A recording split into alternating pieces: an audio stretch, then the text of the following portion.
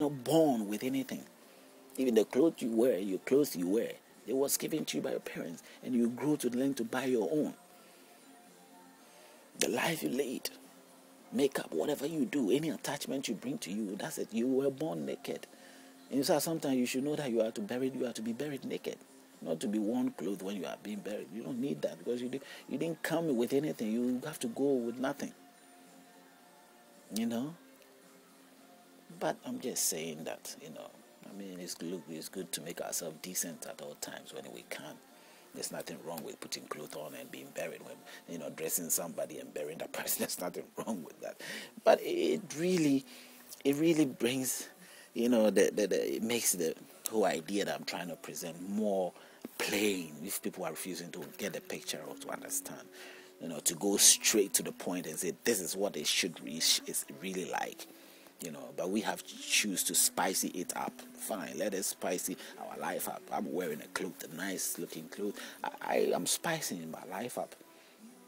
If I was to take all this off, you see the true me, the real me right there. But I'm shy to do just that. What's the point? Because I'm living in a society. Why should I do that? The society is not working out there naked. Why should I go out and look naked? If I was born in a society where everybody is looking naked, it would have been normal to do that. But that isn't what I was born into. The society have believed and accepted certain things, and that is what we are talking about. Those things we have accepted does not make us natural. It makes us unnatural, But it doesn't being unnatural doesn't mean that we are bad or we are worse off or we are no. It's just taking us to the level where we are forgetting ourselves. And as we forget ourselves, people behave along the way of forgetting ourselves and, acting in a very awkward way, and somehow concluding in certain ways that they look down on others and, make the other feel so terrible of themselves. And we keep on having the confusion of because we don't, makes us lose sight of what truly we are or where we have come from. And what the really beginning of our lives, we've lost sight of almost everything, and that is like it's not really bringing us to the point which will make us have a settled heart at all times. There are spirits out there. There are people. We are all sort of people. What is the truth? It's what we have to look for. The truth about your life. Can you tell about your own birth?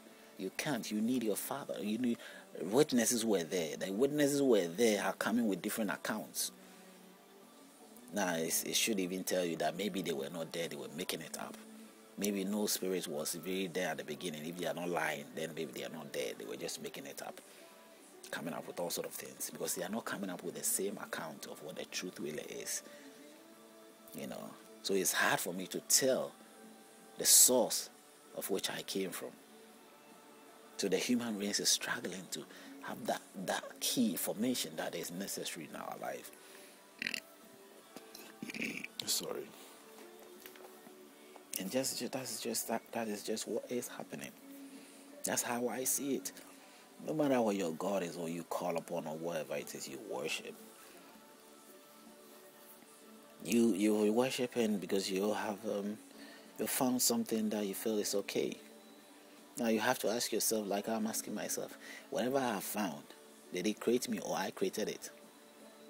Did that which I found created me or I have created it? If I find a horse or I find a lion, it becomes my lion. I have, discovered the lion. And that lion becomes wild and, terrible. You can imagine it will eat me up. The spider is a lion. I found it. We know that the state of a lion is stronger and and powerful than you, standing the person that you, whatever you might be. So you have found a spirit. That spirit guides your life. Is there. You've really pampered the spirit like a pet, and the spirit enjoy the state of which you have given it. You've glorified it so much. Now the spirit takes control of your life. Now you're not happy with certain things.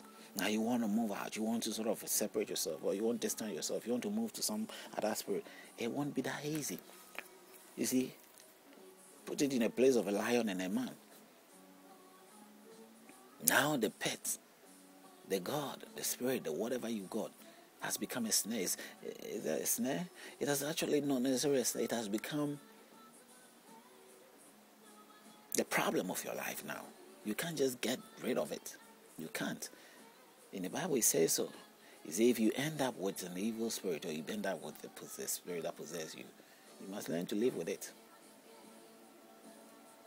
You get possessed with a demonic spirit, you learn to live with it, because it's gone. It's like it. You encourage it to a point where it just, unless something deliver you or somehow you deliver yourself, it will be the snare, the bitch of your life, if I may use the word bitch, or the problem of your life, the devil of your life,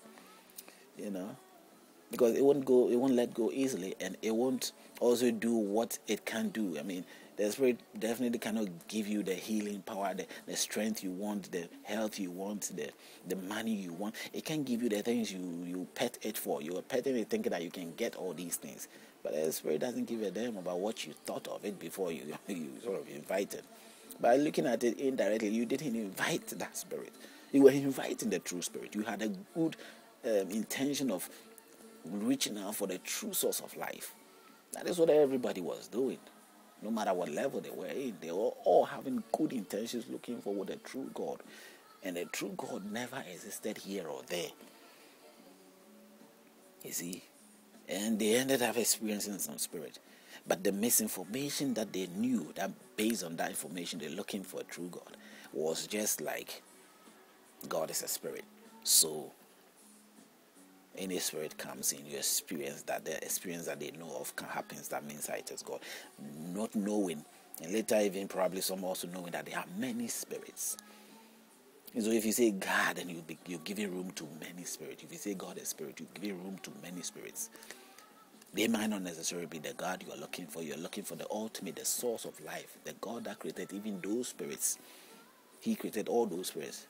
So God is more than spirit. God is more than a spirit. God is spirit and physical as well. He's more than a human being. He's more than a spirit. If that is what you're looking for, then you don't expect some. If you find yourself jiggled with some spirit inside you, or something happening, or words like "Let God be God" come out of your mouth, you don't end up saying that, "Oh, that is God." It's spirit. But if your idea is not just in that, that simple knowledge of which you consider God to be just a spirit, then you will not be fooled by just those simple things like God, let God be God, or something weird happen and you just jump on it like you've got what you want, or you've realized what you want and that's it. God, no. No. But that is the situation now. Because information was not solid, was not right. The information I myself knew, it gave room for any spirit at all to make a fool out of me. But now, because I'm lucky to be able to know what I know now, and I'm not dead, I'm alive, then it's better for me to then correct it, adjust myself, not to just be carried away by whatever spirit has possessed my life, that has spoken through me. If the spirit has spoken through me, what is so harm and evil for the spirit to sort of demonstrate to me that it is truly God, that it is truly the only true God that really created me? Because the God that created me gave me all the ingredients that I need to survive on. If I create a computer or I create a car, I make provision. I know that there are provisions there for that car. There will be petrol, there will be oil, there will be all that there for that car to use. I might guarantee it for whoever it is that buys it to use it, that these things are there. If they are not there, then that production that I have made is useless. So if God created me and there's no provision there, then there's a problem. So if I'm not getting the provision to survive on, He's the only one that I can ask. He's the only one I can look up to. What did you give me? How am I going to live?